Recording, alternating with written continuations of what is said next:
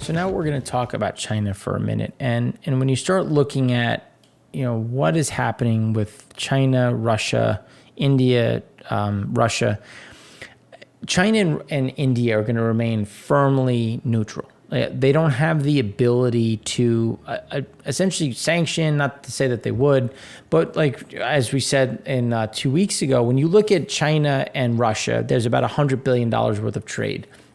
And now given China needs Russia for natural gas, oil. So, without Russia, the Chinese economy just doesn't move. But that's $100 billion, where $1.7 trillion is done with the U.S. and her allies. So we also appreciate the fact that we need the stuff that's in China. China needs to buy energy to create the stuff. So we have a weird kind of stagnant move. Then you look at India. So then India's been in a strong relationship with Russia since, Cyprus the Great was the leader of Persia. And when you look at where things are in the backdrop, Russia, again, provides a lot of equipment, a lot of materials, and specifically a lot of food. So we also rely on India for stuff. So can we really say you need to do this? But we also need India because they're part of the Quad. And when you look at the Quad, which is just the entities that, I forget the name, what I actually wrote a thing on it, Quad in the Pacific. So what does the Quad stand for? It is the Indo-Pacific component. And when you look at the different pieces of what it does, it is the Quadrilateral Security Dialogue. And who is it? It is the U.S., India, Japan, Australia.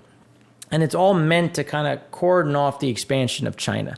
So when you look at India needs the U.S. to kind of protect against the expansion of China. There was a belief that India could rely on Russia for that, but after seeing the state of their military against the Ukraine, and not to belittle what the Ukrainians have done, but there was a view that the Russian military would be up to the challenge. And now that's, if anything, India's probably like, all right, well, do we need them more? And if you look at since 2016, the U.S. and India have been sharing, military, not secrets, but military data, military information. The U.S. and Japan are on some key islands tracking the movement of Chinese submarines through the Strait of Malacca. All of that is very important. Then you take that to the next level, and now kind of back to China. China depends on the U.S. and its allies for semiconductor equipment. So when you think about the shortage that China has for semiconductors, they need and they want to build more semiconductors locally. But Japan, South Korea, and the U.S. make up the lion's share of the equipment to make the semiconductors. So we've already sanctioned them under the Trump's sanctions, under Biden sanctions, on limiting the amount of equipment and the type of equipment that can go to China. So it's real easy to make the next step to reduce that even more if they go further into the Russian camp, which is why I think, again, firmly and completely neutral. Now, when you start looking at food, because food is a big piece and China's spring planting season is here. So when you start looking at the corn and rice production on Friday, that's what is being talked about, because Peru, their rice harvest is terrible. They're having a huge amount of problems. And I tweeted about that, just something to consider when you start looking at rice as kind of that last bastion that no one's really talked about. But as all of those other shortfalls happen, rice becomes the viable option. WHO said spring planting must go ahead without any hitches and told officials to ensure COVID-19 control measures don't disrupt agriculture production, because remember, broad lockdowns, inability to leave the city, the province. I mean, some people, even the building they're in, but you still need to get the planting done. Guarantee that farmers can get the fertilizers and pesticides they need at a reasonable price. So again, fertilizer, coming back to that availability. Northeastern Jilin province is in the grip of a major COVID-19 outbreak, and pandemic control measures have made it hard for farmers to get supplies and plant their crops. They can't afford to miss this when you look at all the disruptions that continue in the world. Jilin is a major corn producer, accounting for some 10% of the national crop. Although 60% of corn goes into animal feed, an increasing chunk is processed for non-food uses. The government wants feed to take priority, again, trying to bring back that the shortfalls that we've seen on pork and chicken.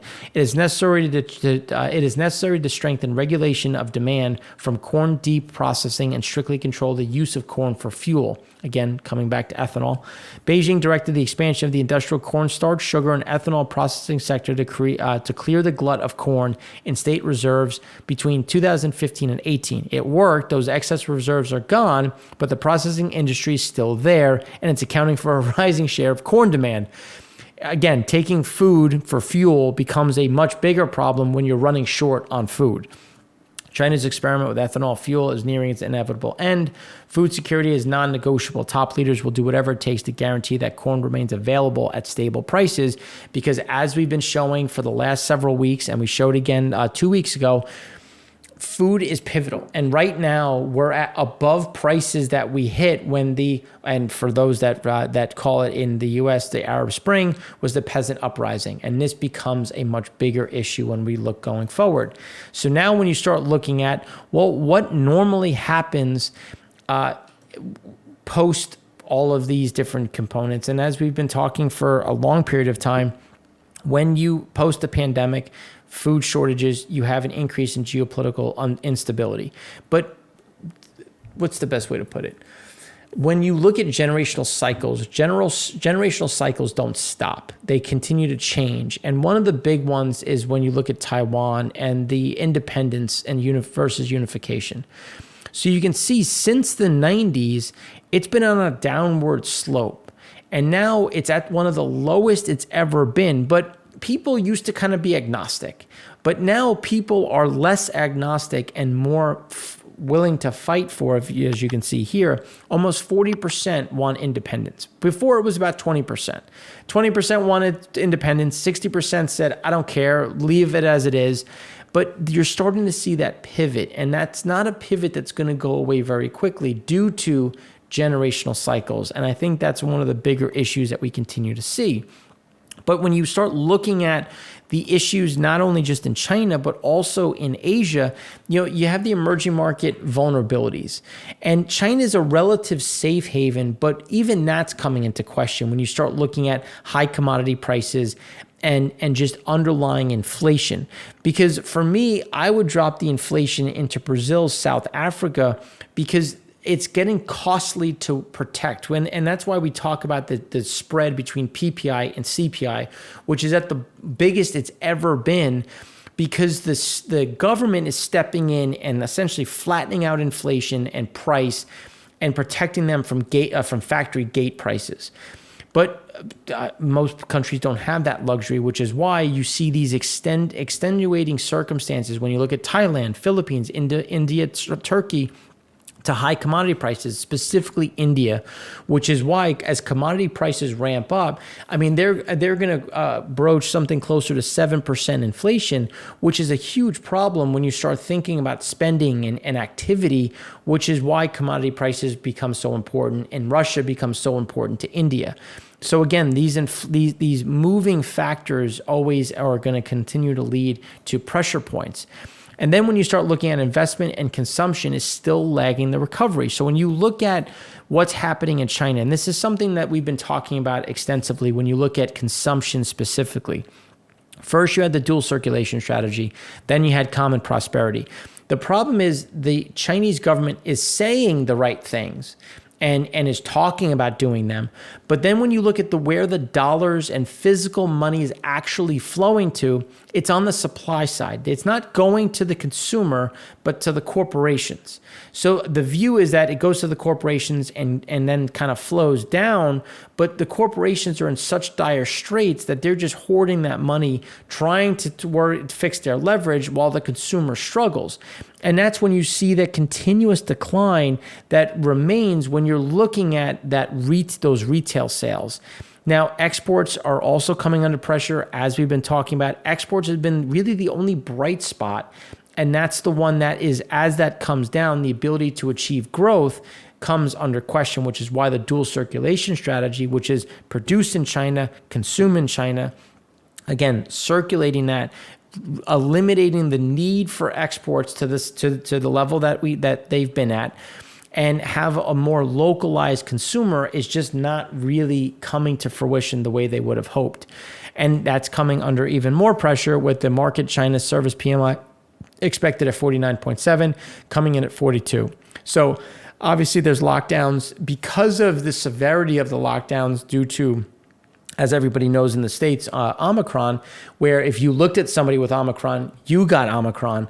So because of that, they're going to start, when they do start lifting lockdowns, it's going to be in phases, which is why you'll get a bounce, but by no means anywhere close to what you should or back to growth. And the other problem is on the service front, where people are living through savings. They're not working. They're unable to work. Maybe they're not getting paid right now.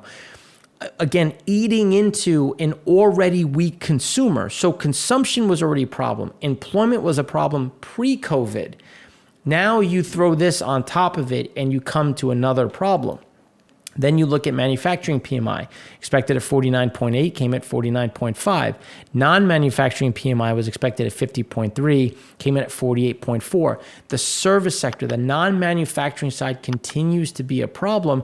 And even before the outbreak, when you look at pre-COVID, outbreak, you can see that the manufacturing PMI was just above negative. And again, they were not in a strong position heading into the current issues. So supplier delivery times getting much worse. Non-manufacturing delivery times, much worse. These are things that are going to reverberate through the system, increase inflation, increase delays, again, all of the negative factors that we continue to see and are impacting the U.S. directly. Directly, indirectly in terms of, movements. Now, from China Beige Book, profit margin, sales revenue, you can see that the sales revenue has weakened a bit. Profit margins coming back up, but we're not back to pre-COVID levels. And this is the biggest component. Even though there's been nothing but stimulus and tax cuts and 1.5 trillion renminbi is the next one coming in to support the tax forgiveness and rebates, it's not generating anything.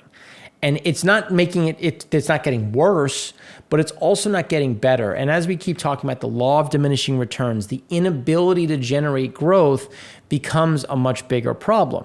So then when you start looking at credit demand, so credit demand remains weak. Large firms have faced fewer loan rejections than smaller firms, which we know.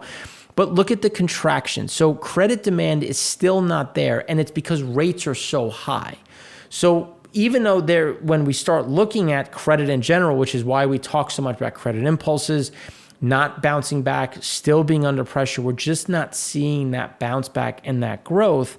And some of the issues is, even though there's not doing it, there appears to be some pent-up demand for credit, especially in commodities and service sectors. But the cost of the credit is a problem. And that's where that's not going to get any better anytime soon, because even if China were to cut rates again, the market is looking at this, and at least in the international market, and saying, all right, well, U.S. rates are going up. You just have to look at the real estate sector. It's like, well, how do I know I can trust you? So then you start demanding higher rates. So even as rates get cut, you're not seeing it translate to even large firms. So that's where they need it. They would get it, but they can't afford it. And that, I think, is an ongoing problem back to segment one, where we talk about the cost of borrowing, the cost of central banks raising rates, tightening liquidity around the world, creating additional pressures. So then when you look at the China manufacturing PMI, the Caxton, it's at 48.1, steep drop. Again, it's been waffling between slight expansion, slight contraction, nothing strong prior to this COVID outbreak. China is deploying more lockdowns to fight its worst COVID wave. And when you look at where it is in terms of the Jilin province, elsewhere in China, Shenzhen, full lockdown, central government says to stick with all these different pieces. Now, number of provinces with new local cases, we're at about 25 and rising. So again, creating additional problems in general.